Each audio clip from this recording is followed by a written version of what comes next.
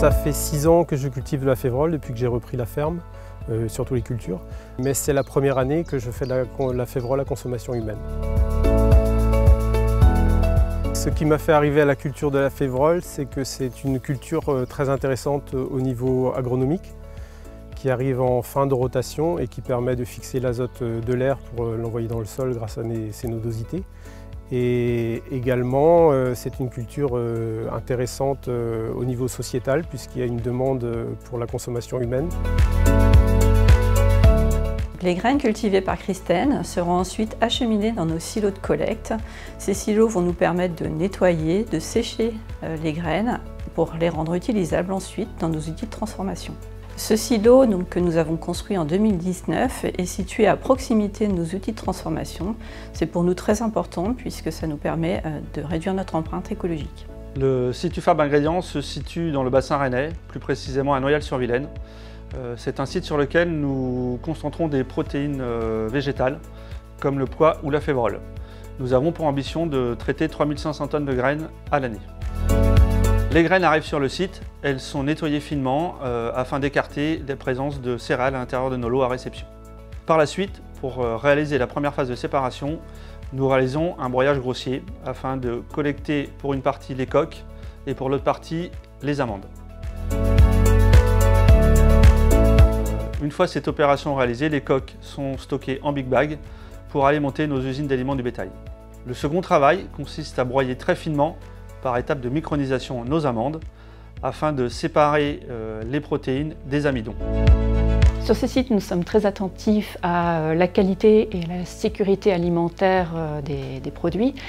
Et nous avons mis en place un système de zoning avec en particulier pour la deuxième phase du process de l'extrusion jusqu'au conditionnement en sac, une zone dite zone blanche qui est séparée du reste du site et dans lequel on applique une surpression. Ça nous permet d'avoir un environnement sain et d'assurer une bonne sécurité alimentaire de nos produits. Nous avons mis en place des bonnes pratiques d'hygiène sur le site, conformes donc, à la sécurité alimentaire pour l'alimentation humaine et des procédures de nettoyage qui sont spécifiques à chaque équipement et étape de process. Et enfin, nous avons construit notre système qualité-sécurité alimentaire sur la base de référentiels de la nutrition animale et de l'alimentation humaine. La suite du procédé consiste à doser puis mélanger nos farines. Cette étape permet d'alimenter notre process d'extrusion. L'extrusion consiste à obtenir, par un travail thermomécanique, des hachés ou émincés analogues de viande. Enfin, on vient sécher et refroidir les protéines et amidons.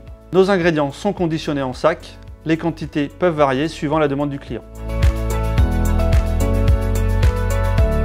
Nous avons choisi de transformer des graines de légumineuses parce qu'elles permettent d'obtenir des ingrédients culinaires recherchés pour leurs propriétés nutritionnelles. Riches en protéines, pauvres en matières grasses, tout en étant dépourvus d'allergènes. Neutres en goût, ils se cuisinent facilement par leur capacité à porter les saveurs au cœur de nos assiettes. De l'entrée au dessert, les légumineuses sauront vous surprendre.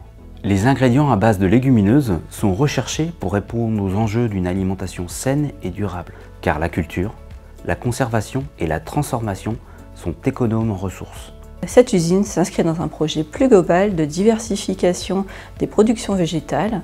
Avec cette usine, nous pouvons offrir aux agriculteurs de nouveaux débouchés, de nouvelles cultures dans les légumineuses qui représentent un intérêt fort aussi des consommateurs.